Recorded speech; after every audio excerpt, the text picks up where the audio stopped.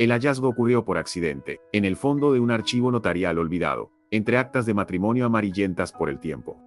Apareció una cláusula manuscrita, que no figuraba en ningún registro oficial. No era una firma ni una fecha. Era una frase breve, inquietante.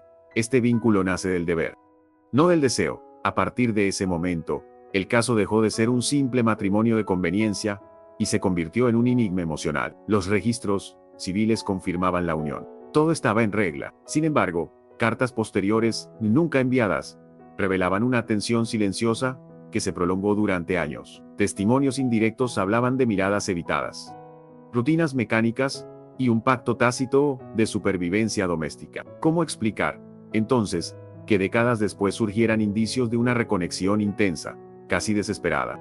La reconstrucción de los hechos señala un punto de quiebre, un viaje tardío, una enfermedad, un reencuentro en una casa vacía. A partir de ahí, los documentos cambian de tono, las palabras se vuelven urgentes, aparecen referencias a tiempo perdido y a una necesidad irrefrenable de sentir lo que nunca fue permitido, pero nada es explícito.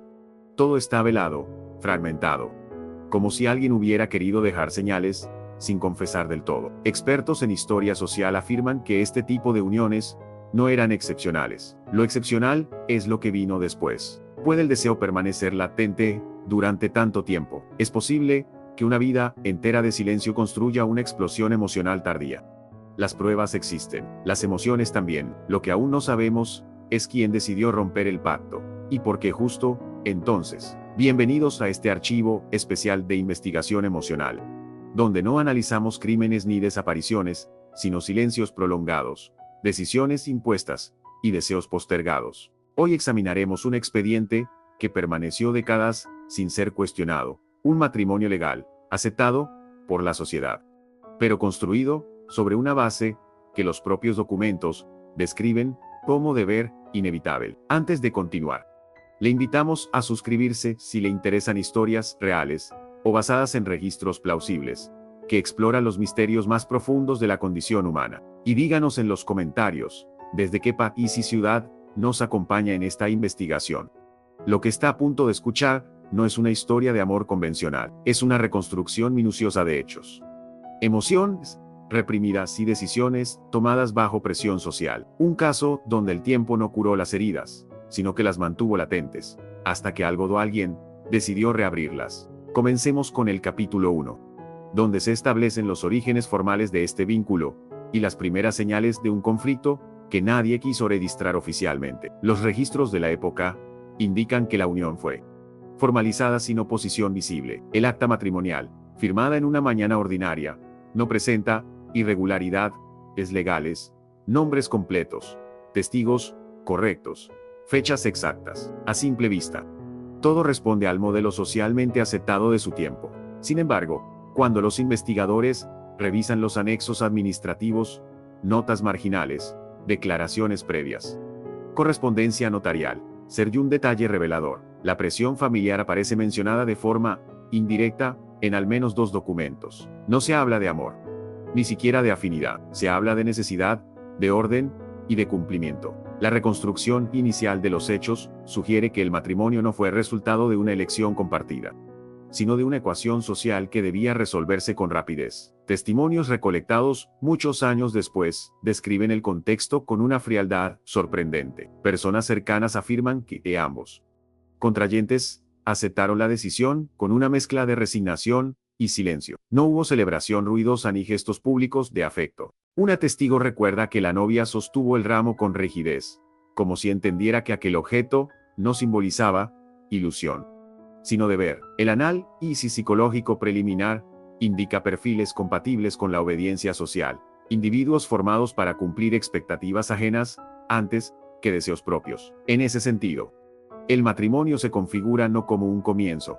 sino como una clausura anticipada de múltiples posibilidades emocionales. La vida conyugal, según los registros domésticos y testimonios indirectos, se desarrolló bajo una rutina estricta, horarios definidos, roles claros, conversaciones funcionales. No existen cartas de amor en los primeros años, ni referencias a intimidad emocional. Lo que sí existe es un patrón constante de cooperación práctica. Los expertos señalan este tipo de vínculo como alianza estructural, una convivencia eficaz, pero emocionalmente contenida. La ausencia de conflictos abiertos fue interpretada durante mucho tiempo como señal de estabilidad, cuando en realidad podría haber sido un indicador de desconexión profunda. El silencio, en este caso, no era paz, era contención permanente. Con el paso del tiempo, la falta de registros emocionales se vuelve más significativa. No hay aniversarios destacados, ni memorias escritas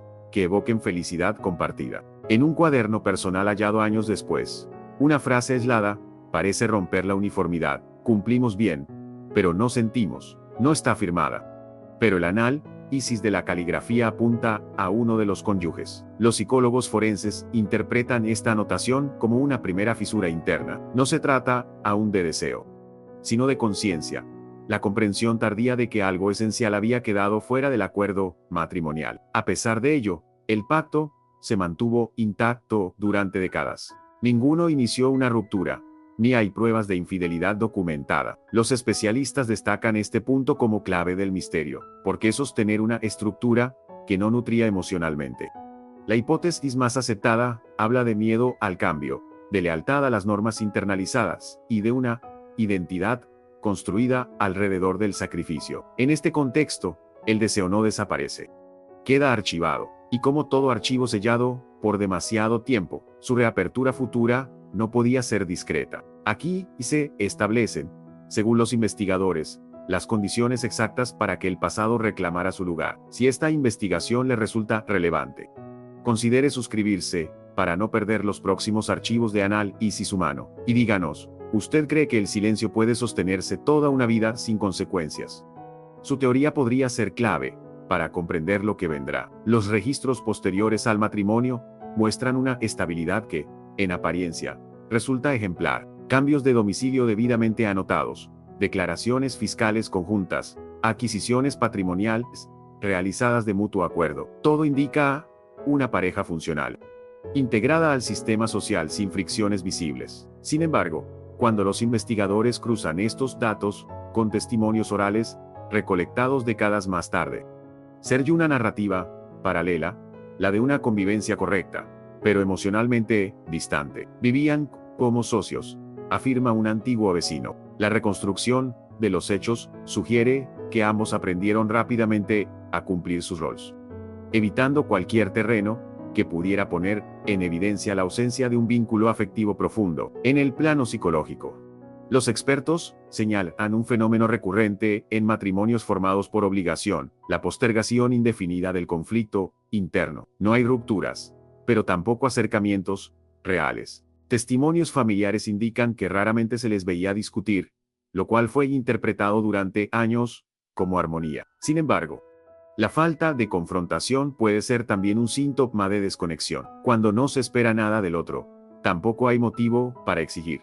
Concluye un informe de análisis conductual. Así, el tiempo comenzó a acumularse, no como experiencia compartida, sino como una sucesión de días intercambiables. Al revisar correspondencia social, tarjetas, invitaciones, notas protocolares, se observa un patrón constante. Siempre firmaban juntos, pero nunca escribían en plural emocional. No hay estamos felices, ni hemos decidido, solo nombres alineados uno al lado del otro. En una carta dirigida a una institución benéfica, aparece una frase particularmente reveladora: actuamos conforme a lo esperado. Para los investigadores, esta expresión sintetiza años de vida en suspensión, donde el deseo no se manifestó porque no parecía tener un espacio legítimo para hacerlo. La cotidianidad reforzó esa inercia. Rutinas repetidas, silencios aceptados, celebraciones cumplidas por compromiso. No existen registros de escapadas espontáneas ni de proyectos nacidos del entusiasmo. Todo se planifica en función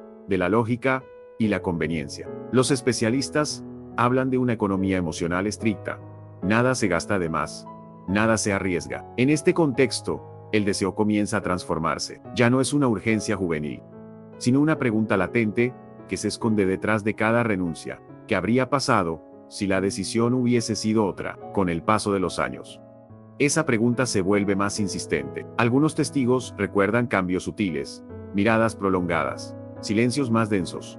una atención distinta en gestos mínimos. No hay pruebas concluyentes de un giro inmediato, pero sí indicios de una transformación interna. Los analistas coinciden en que algo empezó a desplazarse lentamente bajo la superficie. Si esta investigación le resulta intrigante, suscríbase y continúe acompañándonos. Y díganos, ¿cree usted que el deseo puede permanecer intacto durante años de negación, o inevitablemente se transforma en otra cosa? La cronología del caso señala a un momento específico en el que la estabilidad aparente comienza a fisurarse. No se trata de un escándalo ni de una confrontación pública, sino de un documento menor, una solicitud de traslado médico, firmada de forma individual por uno de los cónyuges, algo inusual tras décadas de trámites conjuntos.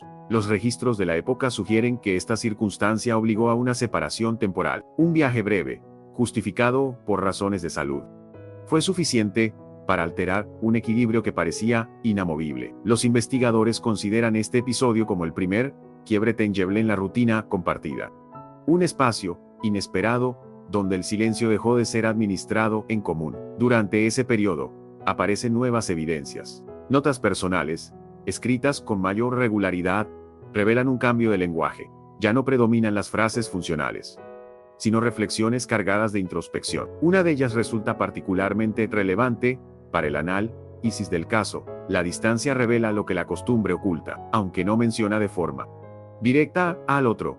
El contexto indica que la ausencia física activó procesos emocionales largamente postergados. Los expertos en psicología relacional sostienen que este tipo de separación, cuando ocurre en vínculos sostenidos por la inercia, puede detonar una revisión completa de la identidad afectiva. Al mismo tiempo, los testimonios de personas cercanas apuntan a cambios perceptibles en la conducta. Quien permaneció en el hogar comenzó a modificar hábitos establecidos durante años, horarios irregulares, paseos prolongados, una atención inusual a detalles cotidianos. No se registran nuevas compañías ni relaciones externas, lo cual refuerza la hipótesis de un proceso interno, no de una distracción circunstancial. Era como si, por primera vez, alguien estuviera mirando su propia vida desde afuera.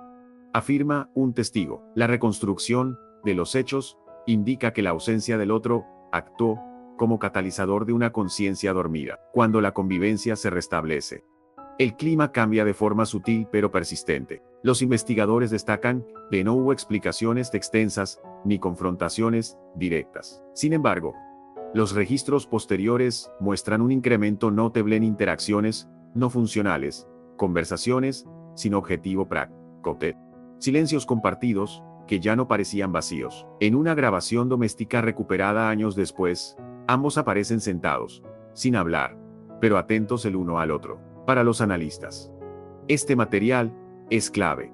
Señala el tránsito desde la indiferencia organizada hacia una tensión emocional aún sin nombre. Es en este punto donde el concepto de deseo reaparece con mayor claridad en los informes, no como impulso inmediato, sino como reconocimiento tardío. Los especialistas coinciden en que el deseo no surge aquí de la novedad, sino de la conciencia de lo perdido. El archivo comienza a mostrar indicios de una renegociación silenciosa del pacto inicial. Si esta investigación le resulta reveladora, considere suscribirse para seguir analizando estos puntos críticos. Y díganos, ¿cree usted que la distancia puede reavivar aquello que nunca llegó a extinguirse del todo?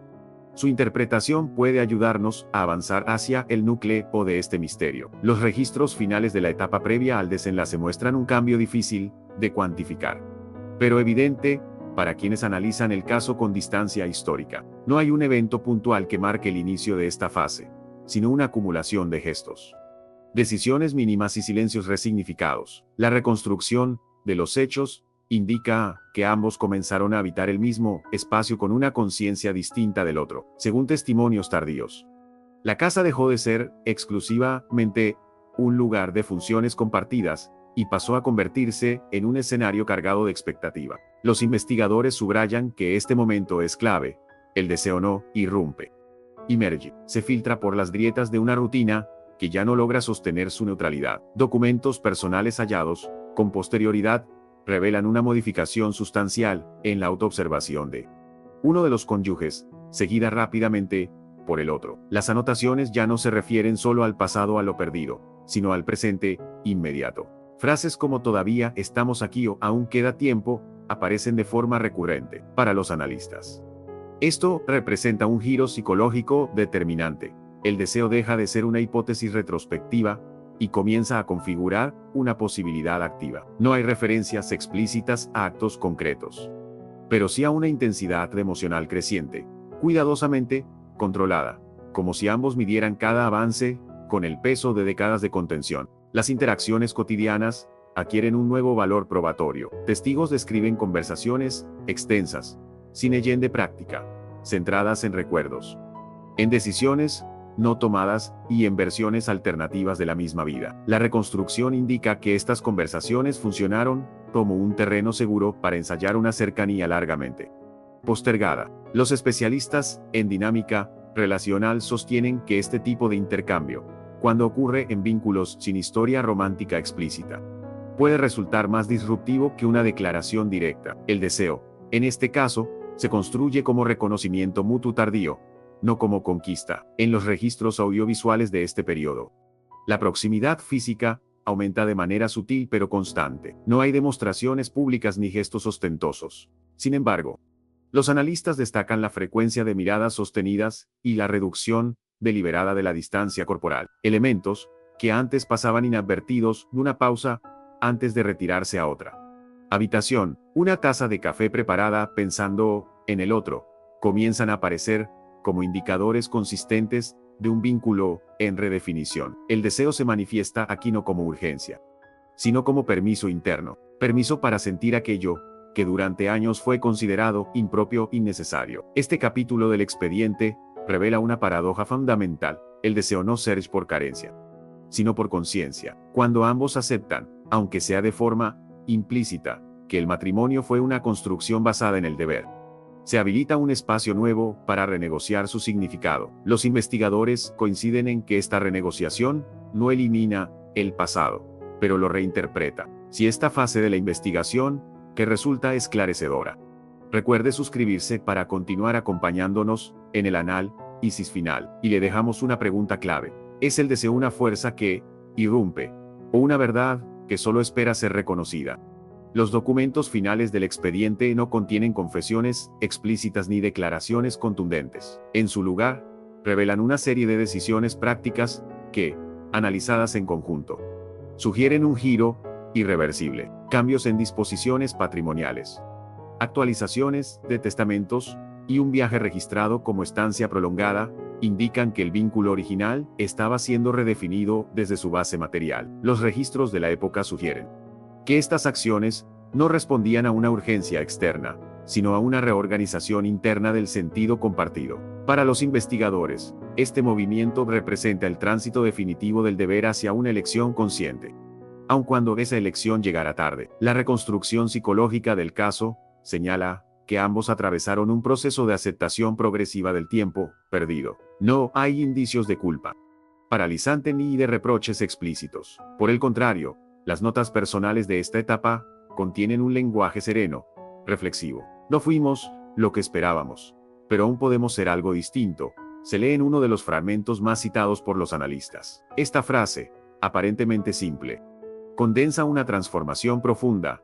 El deseo deja de operar como deuda emocional y pasa a entenderse como posibilidad presente. Ya no se trata de compensar el pasado, sino de habitar el tiempo que queda con mayor autenticidad. Testigos cercanos relatan que la dinámica cotidiana se volvió más flexible, menos sujeta a las normas que habían regido la convivencia durante décadas. Decisiones que antes se tomaban por inercia, ahora se discutían, aunque fuera brevemente. Los investigadores subrayan que este ejercicio de deliberación compartida es uno de los indicadores más claros de un vínculo reconfigurado. El deseo, en esta fase, no se manifiesta como urgencia física ni como narrativa romántica tradicional, sino como voluntad de presencia, estar, elegir, permanecer, verbos que adquieren una carga emocional inédita en el archivo. En los registros finales, no aparece una escena culminante y un gesto espectacular que cierre el caso. En cambio, se documenta una normalidad distinta,